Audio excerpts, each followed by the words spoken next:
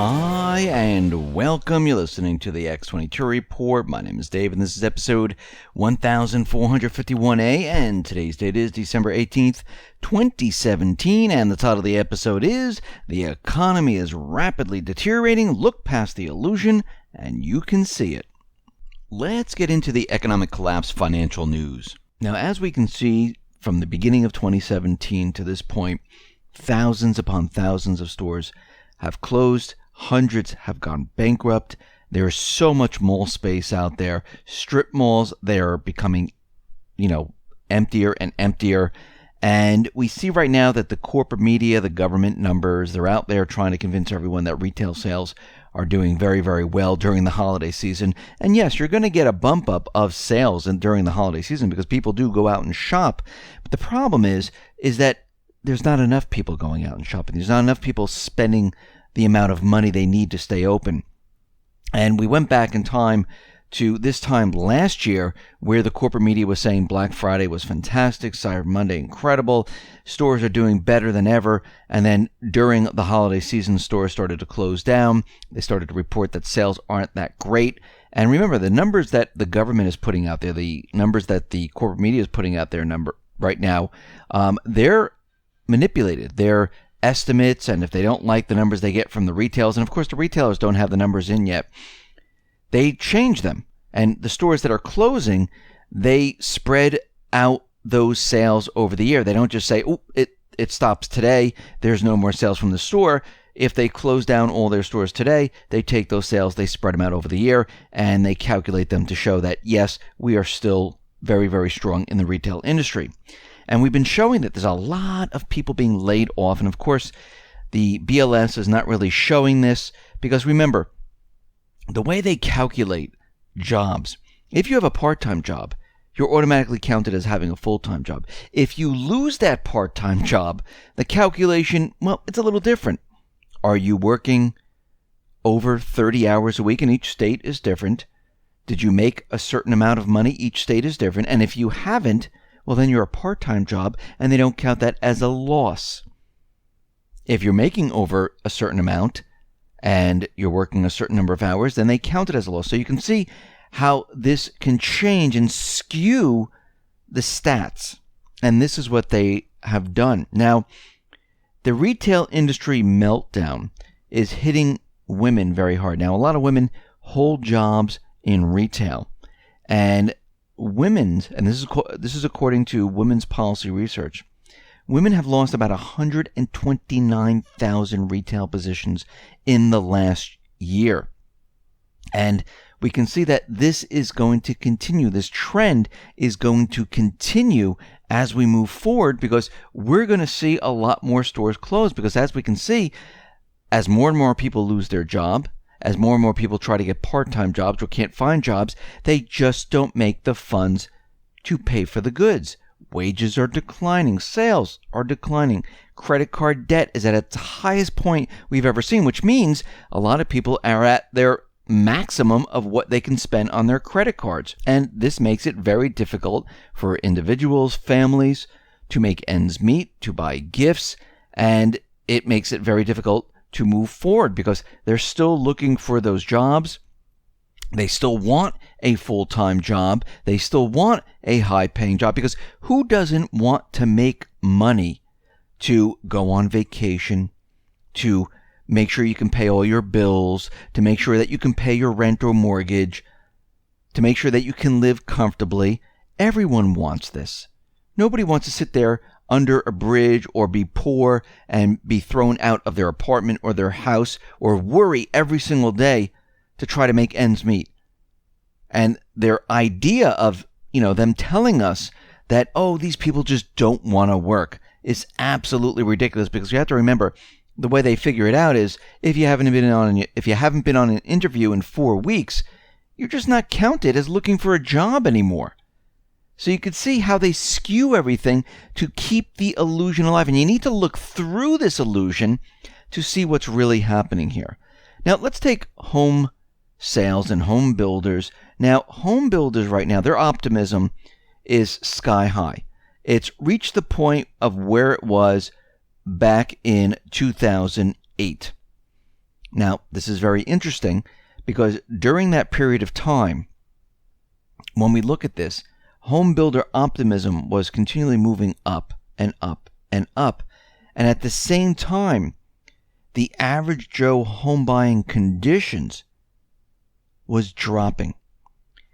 We are now seeing the same exact pattern that we've seen in the past. And what this means is that, guess what? The housing market is coming down. Affordability is now out of the reach of many individuals. If you're losing your job, you're not making the same amount of money. If you have a part-time, 1 or 2 or 3 part-time jobs, you're not going to purchase a home. If you're graduating college and you have a huge student loan and you can't find that high-paying job and you're living with your parents, you're not going out buying that home. This is what we are seeing.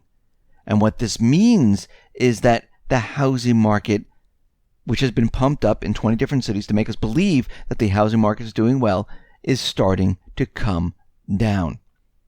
And we can see right now that inflation has been pushed into the housing market. It's been pushed into the stock market, into the college tuition, into the health insurance, and it's been exported out to other countries.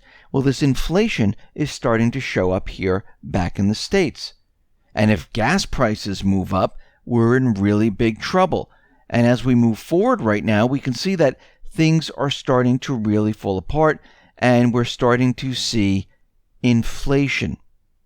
Now, when I say this, we need to look at what is happening right now. And the single best means of measuring inflation versus deflationary forces in the U.S. financial system is the TIP to long Treasury ratio. When this ratio rallies, the system is predicting inflation. When it falls, the system is fearing deflation. Running back to 2010, we've been in a long-term deflationary downtrend on this ratio. But we have seen inflation, pop up in food prices and other things. But a lot of it, the central banks have been trying to export away from the people so you don't really see it. This deflationary pull has dragged down the entire commodity complex over the same time period. But this is about to end now. What we're seeing is the TLT ratio has massive support and current levels. And given the clear descending wedge pattern it's formed right now, the odds are favoring a sharp breakout to the upside sometime in 2018, which means that inflation is going to spike. And we're starting to see this in food prices. We're starting to see it in many different areas.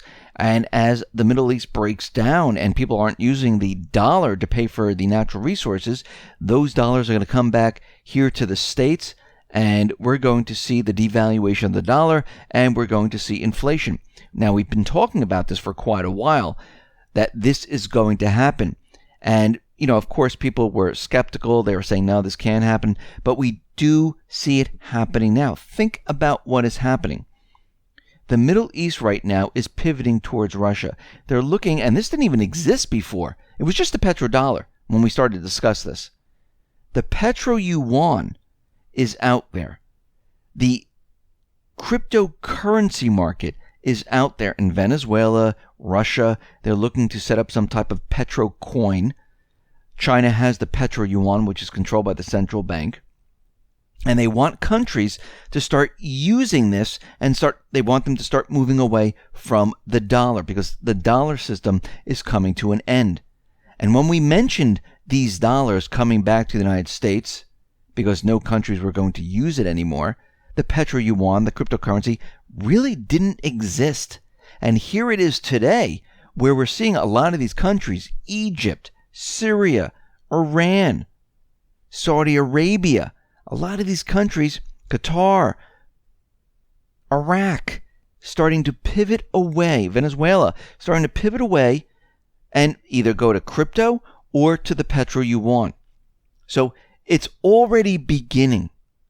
This is what we're seeing right now. We're already seeing it. If you look past what the corporate media is telling you, what the government is telling you, even what Trump is telling you, you can see it happening right in front of our eyes. And we see it happening very, very quickly. And the central bankers, they have plans. They've had these plans for quite a while, where they wanted to move the entire system. And this is what they've been doing for a very long time.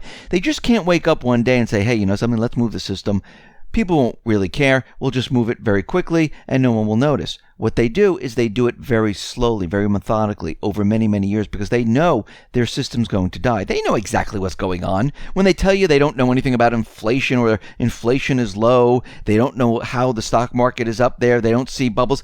They know exactly what's going on. They know what a bubble is. They know what the stock market's doing because they're controlling it. They know they've been exporting inflation. They know exactly what they know they're using stimulus. They know exactly what they're doing because they've been preparing the system for a transition. And they have to pretend they know nothing, even though they're controlling the economies of the world. We didn't see that coming. We have no idea that's a bubble. Because if they let on that they know that these things are there, people are going to start to get worried. And maybe they'll pull out their currency out of the banking system, which they do not want. They want everyone to stay in the illusion until they make the transition. Think about 2008. They kept everyone in the illusion. Everything's contained. We're not forecasting a recession. No, those subprime securities, they're AAA. We're not seeing anything. Everything is great. There are no bubbles in the housing market. There's no bubbles in the stock market. You people are just crazy. Why? Because they were preparing the bailouts. They were preparing to convince everyone this is what needs to be done. They were preparing quantitative easing. They were preparing all of this.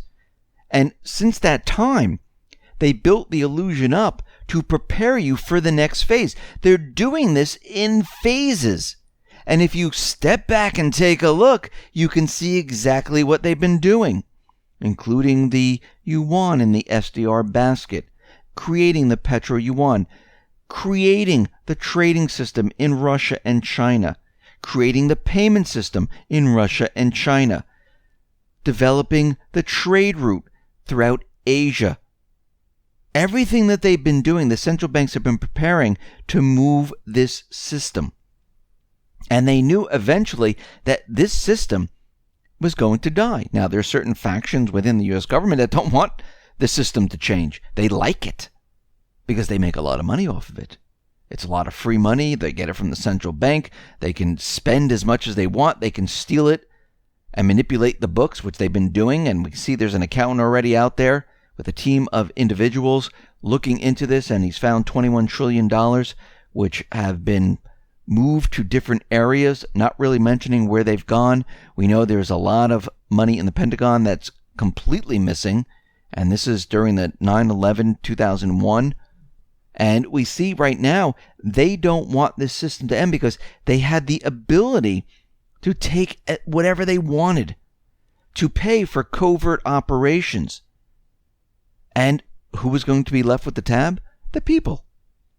That's how it always is. They don't care. And what we're seeing right now is that the system is being ready to be shifted away from all of this. And we're going to go through a transition. And the United States is going to lose their status of reserve currency. That's just a fact. It's going to happen.